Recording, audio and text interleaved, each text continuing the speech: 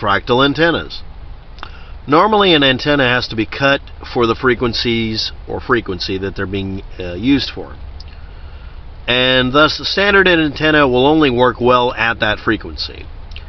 And making log periodic antenna arrays, around since the 1950s, invented by Isabelle and Duhamel, that are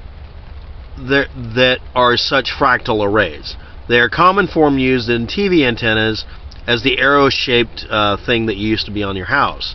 And what they would do is they pick ranges of frequencies so that each individual element would work across a certain range, which has a bell curve-ish kind of thing to it, and they'd kind of overlap, and that's how you'd work with them. And they're log periodic, which means they use logarithms to create these individual points. And depending on which ones you switch in and out, you can actually make them do interesting tricks, but mostly they're just hooked up in a certain way. They are a common form used for TV antennas and are arrowhead in shape. But a fractal arrangement of antenna elements, and not recognized initially as having self-similarity in their attribute, fractals, they work well too. A fractal antenna response differs markedly from traditional antenna designs in that it is capable of operating with good to excellent performance at many different frequencies simultaneously, because each element component can bring in the signal. This is the equivalent to setting up multiple antenna arrays and then mixing the signals and getting them pulled in. I don't know if you know this, but cable companies using a wide spectrum and putting it through one cable, that took a lot of work to mix them together. That's a multiplexing thing.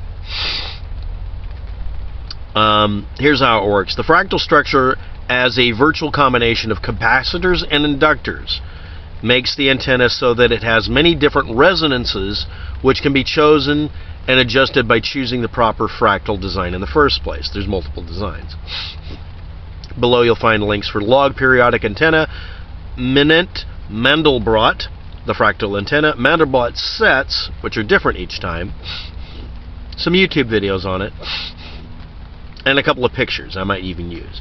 Benoit Mandelbrot Fractals and Antennas, Nathan Kohen cell phone antenna. And now we get to that point. That little square postage stamp antenna most of you don't know is inside of your cell phone. What does it look like? Well, I'm going to do a simple one. I'm going to bring up the dimensions of an antenna.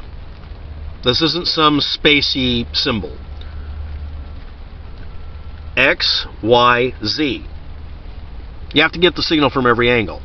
If you don't have to, remember your cell phone's at all sorts of angles, but most of you hold it up like this. In order for it to work, you need a wire with the same polarization as the antenna source, right? But what if you do this? X, Y, and Z done as a straight line. And then you do another one where all the wires are the same direction, the opposite direction, and are, if it points up, the other one points down for another phase. Okay, what if you take all three angles, just make a square, and have them all, connected to each other with little mixers? Each one of those little antennas could be configured to pick up a certain frequency range, a really limited one, and mix them together to get the best possible signal. And if you're transmitting, they would all just activate at the same time. Well, they'd have to work with each other. Now it gets all complicated. How do we fix this? Well, it's based on frequency. So we start off with a simple idea. We'll make a clover design, deliberately making it to where it goes as a Mickey Mouse here, over here, here, and then over here. 3 of them. Not 4, 3. And then within them, we make it have the same modifications to where it looks like 3 little ears on all of them. And those have ever smaller little ears on them. And depending on the size ratio, each layer will cover a short frequency hop instead of doubling, and that sort of thing. And you get it to where each of them has these angles to them, because you're doing all these bends in them, to where they come to a point and kind of stop at a 90-degree angle, or maybe it's a curve, or maybe it's just like that. And that acts as a stopping point to where the signal can resonate through this piece of wire.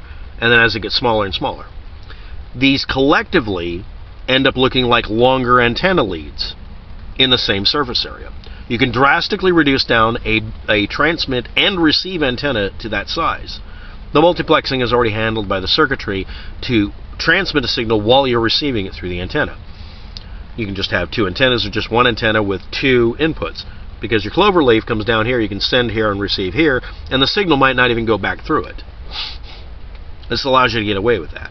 One of these is also used for making a really simple element bow tie antenna for Wi-Fi. I'll leave links below and videos as well. But the point is, this is an example of somebody doing something that at one time was just considered a scientific curiosity. It's fun looking, to it being converted over to something you probably are all using right now. They're called antennas. Been around for a while. Before that, through the 1950s, we all had that iconic Yagi-like antenna. That's the name everybody gave it, even if that's not necessarily true. Sitting up in the air, pointing somewhere, sometimes pointing away from the source. So I'm going to leave some links below. This is mostly to start a conversation on the subject. It's a nice technical subject. I'll include a graphic for the video, if I have to make it, that shows one of these. And while they are patented, they are based on simple mathematics. The ratios from one stage to the other, that's where things get important, because you want it to be able to cover a wide range of frequencies. That's where it gets difficult. That's when you have to do math. And then you just have to build the thing and see what happens. And I'll try to include a whole bunch of links to cell phone antennas and these fractal antennas. Many people are making them and trying to make them look pretty, and are doing them up, and they do work really well, by the way. But they attribute this to some sort of sacred resonance mathematics ratio thing, which is exactly what the hell's happening. That's why I'm doing the video. Someone asked me, why does this look so pretty? And the thing is, I love it when something has a real scientific basis or mathematical basis, but it's still mind-bogglingly pretty looking. They look like snowflakes. So I'm going to aim you at those images. Thanks for watching. Have a good day, and good luck with that. And you can go ahead and etch an a copper plate to look like one of these. It'll look like an artwork. You can make these. No, they're tutorials. I'm going to link them below. Bye.